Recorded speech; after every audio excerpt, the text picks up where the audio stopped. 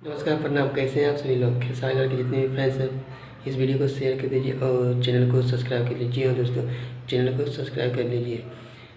एक मूवी का साइन हुआ है जिस मूवी का नाम है आशिकी। जी हाँ दोस्तों, आशिकी।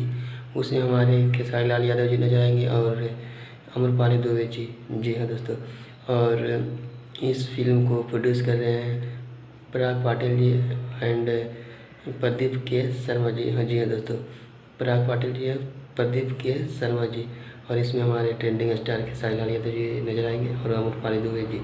जी हाँ दोस्तों, तो इन्फॉर्मेशन कैसा लगा कमेंट सेक्शन में बताइए। और चैनल पर पहली बार आए हैं तो चैनल को सब्सक्राइब कीजिए और वीडियो को अपने दोस्तों के पास शेयर कीजिए ताकि हमारे ट्रेंडिंग स्टार की जितनी फैंस उन लोगों का वीडियो आराम से उन लोगों के पास वीडियो ये पहुँच जाए। जी हाँ दोस्तों, तो चलिए अगले वीडियो में आप लोग के से मिलते हैं।